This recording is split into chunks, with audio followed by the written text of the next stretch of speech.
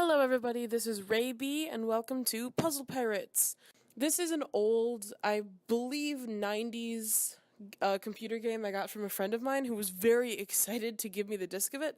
Allow me to indulge him and also the rest of my audience in not Puzzle Pirates, the Pirate Poppers. Puzzle Pirates is a whole different game. Pirate Poppers is essentially Zuma, if you've played that, the game with the frog that is similar to the one you're looking at on screen. And I don't even fully know how to describe it. It's obviously a puzzle game, because I keep trying to put puzzle in its title.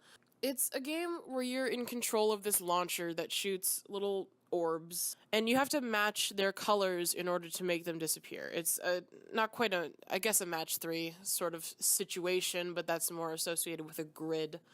I've actually sunk a lot of hours into this game already, trying to beat its adventure mode.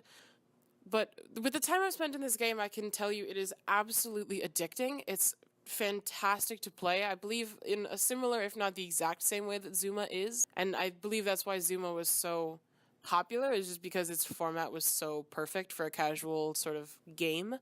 There's really no story whatsoever. I mean, it tries to give it a story with the little intro at the beginning. I've read it like 3 times because of how many times I've loaded the game, but I've never taken in the story of the game because I never remember it the second I get into the game.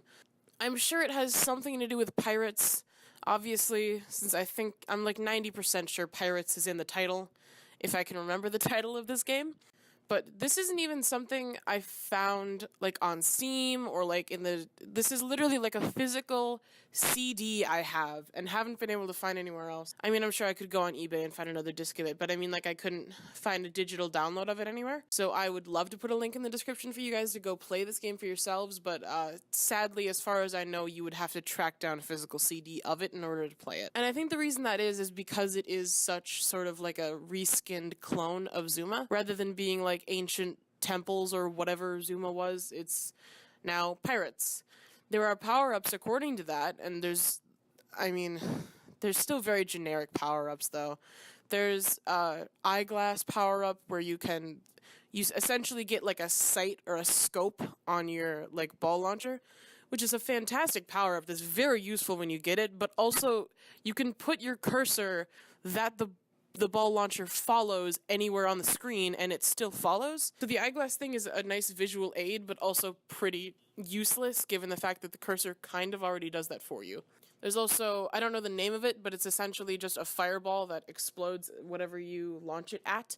It explodes a little area of orbs. And I mean, that's pretty useful. I don't know, it seems pretty standard. Thing that blows up, it's a bomb, whatever. I mean, yeah. And then there's another power-up that kind of glows blue when you get it that I also don't know the name of, that when you shoot it, it just, like, keeps going in a straight line and it gets rid of anything in its path, which is a nice, like, it's a nice opposite to the explodey one, I guess, but I mean, they're very standard power-ups. Anytime you finish a level, well, not anytime, every few levels it'll take you to this, like, cave of wonders type of thing that'll slowly fill up with treasure as you complete adventure mode at the very least. I haven't seen what's up with puzzle mode, but I think it's a similar type of scenario. Puzzle mode is actually a different game mode rather than a different, like, way of, I don't know. I guess I expected the mechanics of levels, like, between levels to change rather than the actual gameplay, and I don't know why. Because in adventure mode, a big random string of orbs will come through and you'll have to come deal with it as they come.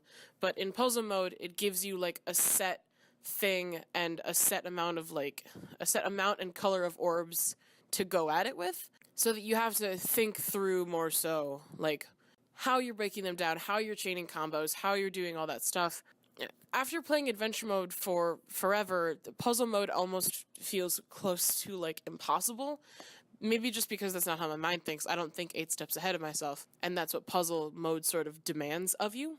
I don't know. Perhaps I'm not cut out for puzzles, apparently. But all in all, I have to actually thank the friend of mine that I got this from for giving it to me, because as much as it's wasted a ton of time in my life, it's also been really fun to play, and also really nice to know that, like, hey, a friend of mine has super great experiences with this game. just because it's so old and so memorable to him. Now I get to play that, and I get to not feel what it's like because I don't have the same like childhood wonder with the game, but it's still nice to be able to like look at what gives someone else so much joy and like experience it for myself, as it were. The game is pretty basic. It's the same sort of this old casual game that sort of gets in, does what it wants to do, and gets out before it gets too boring and repetitive. Or if it does get too boring and repetitive, it's very easy to just close the window and go do something else. It doesn't demand a lot of your attention. It doesn't demand a lot of your time. The levels don't take long. They progress nicely. I mean, it's just, it does what it does well. And for how old it is, I don't expect it to be much more like aesthetically pleasing than it is. It's got that sort of like rustic old pirate vibe, and that's obviously what it's going for, so I like it. I know the sort of like commentary or review on the game has been a little short given the videos I've put out in the past. So let me just take a moment to say that I really want to get back to doing not get back to, I guess I never really was. I want to get back to doing like semi-regular content on the channel, but just because of the state of like how the technology in my house is, I can't really do the format I used to do, which is I would record a game and my face cam and my audio all at the same time. I just sort of have like an old laptop and it's not going to allow me to do that right now until I get a computer with enough processing power to like be able to do that and to actually be able to run a decent game, because my computer can barely run Slime Rancher on all the lowest settings like by itself, which I know isn't like a slim game, but it's also not a super hefty game. Until my computer can handle doing all of them at once, I've gotten really no other choice but to do it in the format I'm currently doing it. So I'm trying to do like smaller sort of like easy to digest games that I can just sort of give like a summary of and like a rating of, sort of flex my thinking about video games muscles rather than flexing my yelling at nothing and trying to be funny muscles, because I don't have those. It's a good shift and I like it a lot because I like being able to like play a game for a while and then just describe it in detail and have to think about it mechanically and how it be and how it do what it do in the way that it do.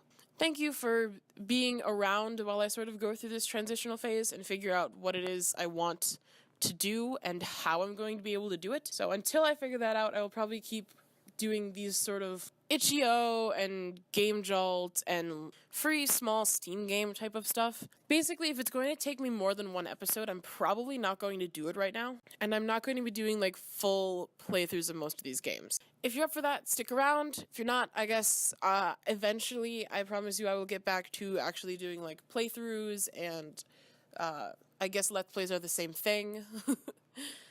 But I will get back to those eventually when I have like the equipment to do so. If you have any sort of recommendations for a game you want to see in that sort of format, or anything you want to see me do like a full playthrough of when I get back around to that, please leave it in the comments below. I'll keep a list of things for when I get back to doing like full playthroughs of stuff.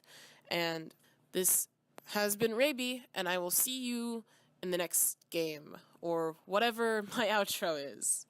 See you later.